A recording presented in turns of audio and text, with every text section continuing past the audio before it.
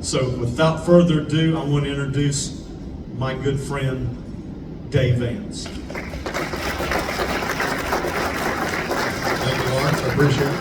Once again, I'd like to thank William Keelan as well, and Drew Keelan, Katie Eagle, Andy Luck, Lauren Sutton, and Laura Sutton. And I got to correct you on a couple of things, Lawrence. This is probably the easiest event I've ever had to coordinate because I didn't have to do anything. Okay, I'm 3 hours from here, and Andy Luck, Katie Eagle, Laura Sutton, and other people here made this happen, and I really do appreciate you doing that. A couple of things here. I'm, like I said, from Stewart County. I'm former chair, current vice chair, so I can say a little more. And Tennessee Citizens for State Sovereignty. You know, when a lot of people, oh, by the way, this is the perfect day. This is Constitution Day. It's the perfect day to talk about this. Where's Andy Luck? We've got Andy Luck in here. We also have one of our county chapter leaders, Danny Blitz from White County. She's here. Appreciate her making that trip. She goes around the state and she gives the talks about this issue. I will be done in at least 3 hours, I promise. It only take about 15, 20 minutes for what I want to cover. Okay, so Tennessee Citizens for State Sovereignty. That word sovereignty scares a lot of people. So first off, understand this has nothing to do with sovereign citizens. We don't make our own license plates. We don't make our own driver's license, and we don't tell the cops that we don't have to do what they say. All right, that's not the case. So sovereignty, that's the right of a state to make laws within the boundaries of their state, to defend their state from invasions, and to maintain security of their state. That's essentially what sovereignty is. And it's gotten a bad rap because people hear sovereign citizen and they don't understand it. So we have nothing to do with them. Now, sovereignty is not some old idea. You know, the Supreme Court has recognized our sovereignty. They've recognized it throughout. By the way, if you look at Article 7 in the Constitution, you look at the back, this is not a contract this is not an agreement with the federal government. This was the states creating the federal government. Okay, they created it. And we need to remember that. And they have throughout history and different times recognized our sovereignty. In recent years, matter of fact, you know, John Roberts is certainly no conservative and he's not a hero of anybody, maybe on the left. But I think it was during the Medicaid expansion case where he said, states are sovereign entities. Sometimes they have to act like it. And we need to do that a whole lot more. The doctrine of non-commandeering, you might hear about that. They recognize that a state does not have to use its resources to implement or uphold any federal policy.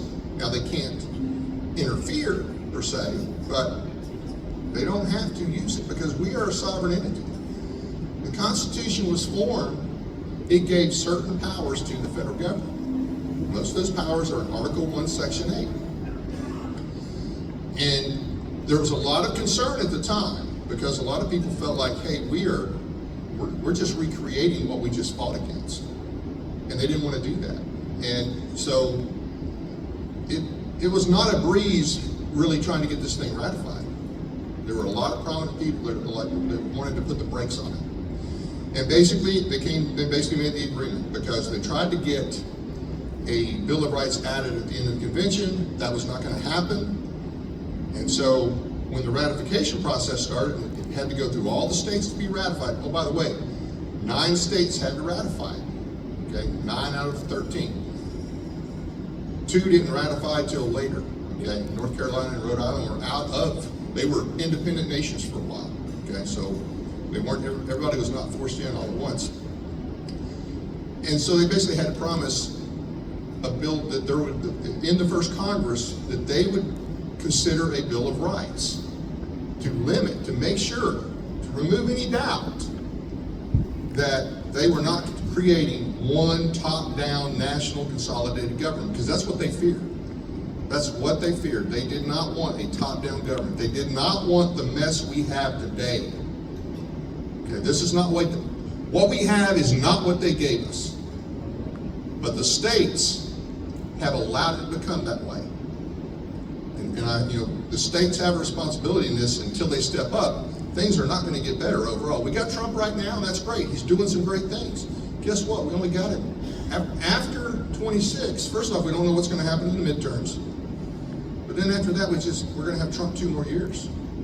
So keep that in mind when we talk about governor here in a minute. So, just so that you know that this is not just something that sovereignty and nullification, it's another N word, because when people hear nullification, they think it means secession. It doesn't mean secession. Nullification is the way the states keep the federal government in its lane. It's kind of like the necessary and proper clause for the states.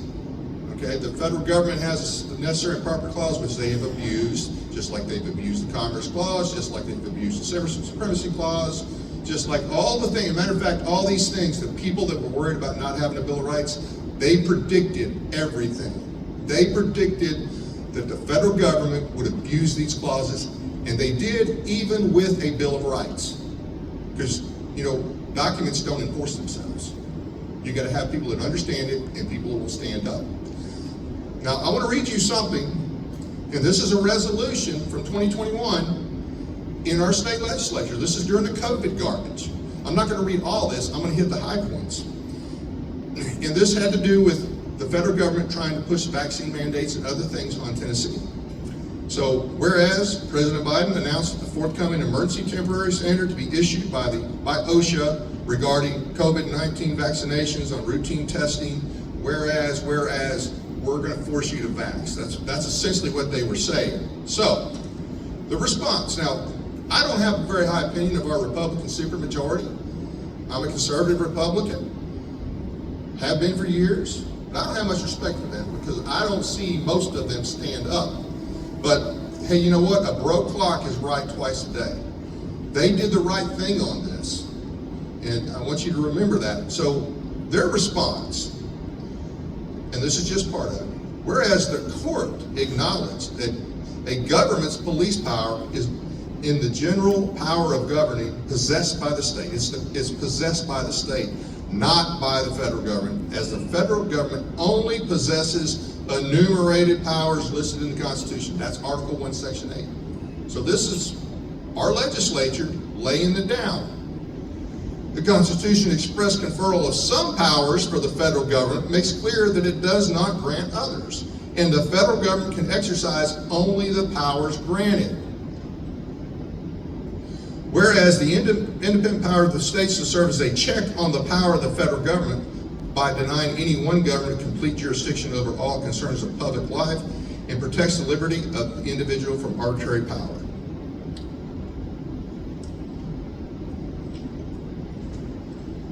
Whereas each member, and this is the key part, each member of the General Assembly has taken an oath to uphold the Constitution of Tennessee and of the Constitution of the United States.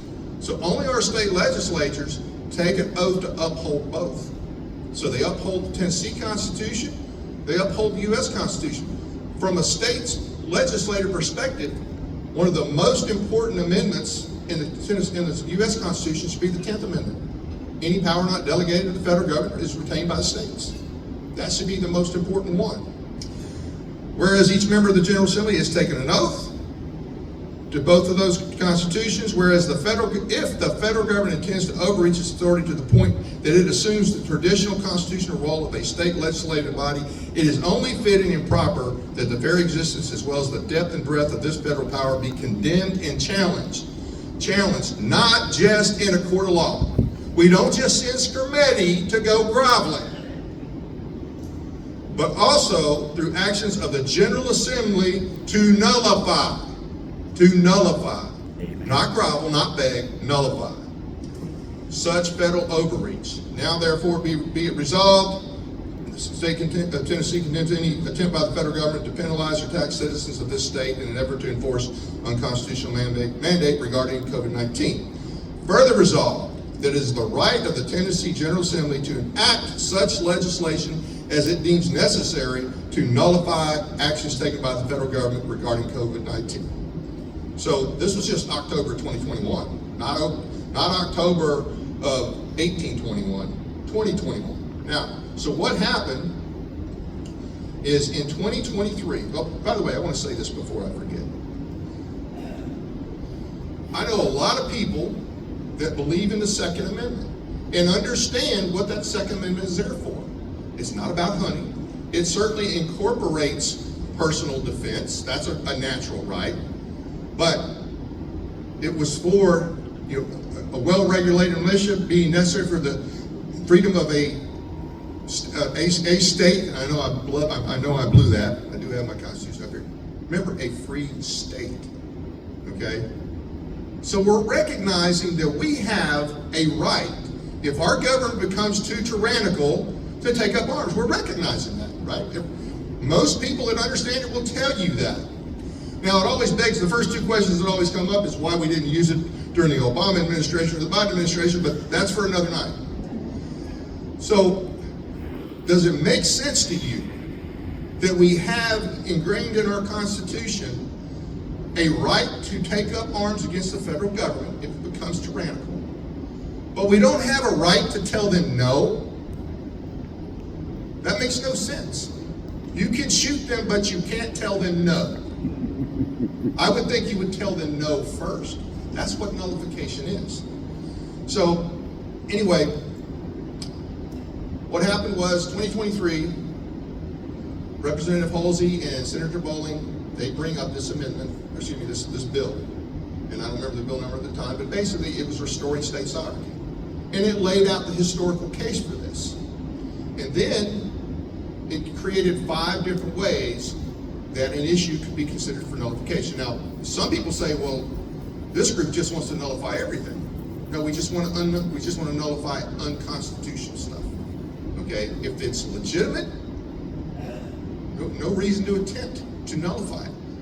But we have basically 5 different ways that this bill would allow something to be considered for nullification. It's just considered because the legislature makes the ultimate decision, except in one case. The governor could issue executive orders. The governors do control the executive branch. They could executive orders if the federal government does something, and he can say, hey, look, we're not going to cooperate, okay? It could come up in a court hearing, and a judge could take it before the legislature. The other thing is one single legislator could say, hey, look, I think this is a problem.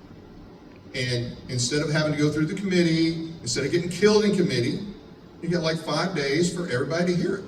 Now, everybody might say, hey, there's nothing wrong with this. This is perfectly constitutional. Okay, so the legislature still controls it. And then the other way is you could have up to 10 municipalities and or counties say, hey, we got a problem here. Once again, goes through the process. Instead of the committees, you have the House here, you have the House will hear it, the Senate will hear it, and they'll say yay or nay. And then the other one is, and this number is probably subject to change, 2,000 people, registered voters, have to have at least 25 from each county. Once again, it goes through the process. The legislature still controls it. Well, you know, from the time that they did this document, this resolution, which the governor wouldn't sign, by the way, but we didn't need a signature. In October of 2021, by the time 2023 came around, it was making some headway in the House, and it goes where most good bills go to die, in the Senate. And that's what happened. Not only did it die, it didn't get a second, okay? So we brought it back the next year, 2024. Well, now all of a sudden, oh, we need to send this to summer study. So we finally got a summer study, but in the meantime, they had an AG's opinion. And the AG said, all federal law is supreme, and the Supreme Court's the final arbiter. Well, apparently he doesn't believe that, because by his own standards, there should have never been a case of Hughes v. Lee. Okay, so we've got a two-faced AG, bottom line. Okay, so by their own standard, or his own standard, we shouldn't have that issue. Anyway, so we're going to bring it back this year. We'll see how all that goes. But just remember, if the states don't stand up, the federal government will never fix it. DC will never fix itself. We're only going to get so much out of President Trump. I mean, you know, he's fighting every day, But this is not a top-down country. We were not created to be a top-down country. The states have to step up. That's the bottom line. There's no way around that. So we have a website, tncss.weebly.com. That's tncss.weebly.com. Oh, by the way, a couple things.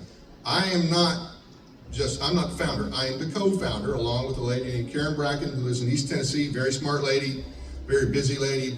She's been in this fight on a lot of issues for a lot of years. By the way, she does most of the stuff on the website. The website is, we've got a lot of great information on that website.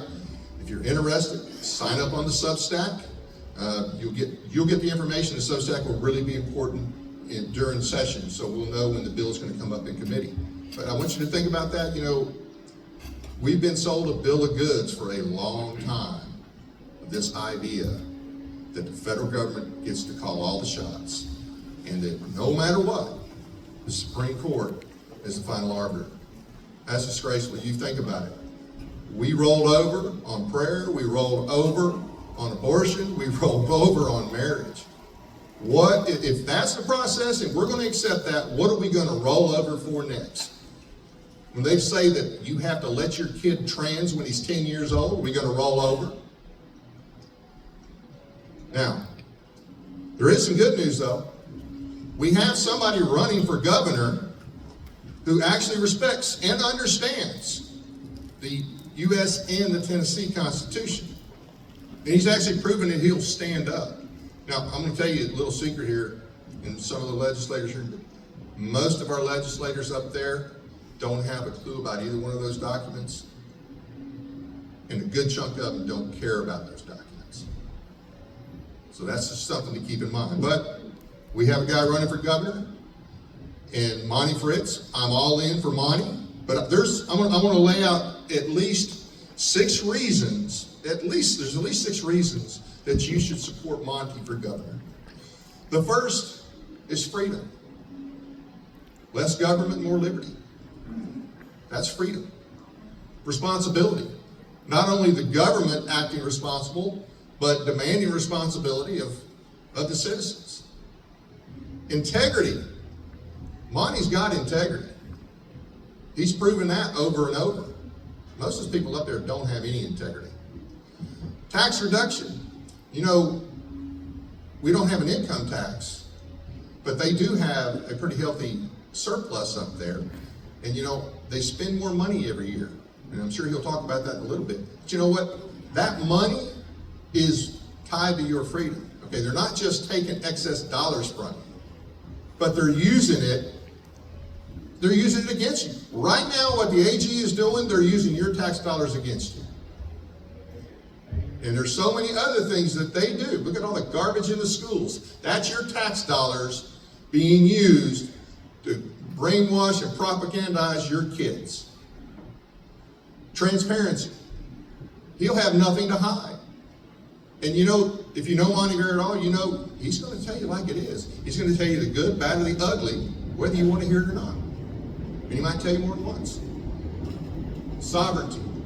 He understands sovereignty and has respect for sovereignty. So I say we need Fritz. I'm all on board for Monty Fritz, and I'm proud to know him.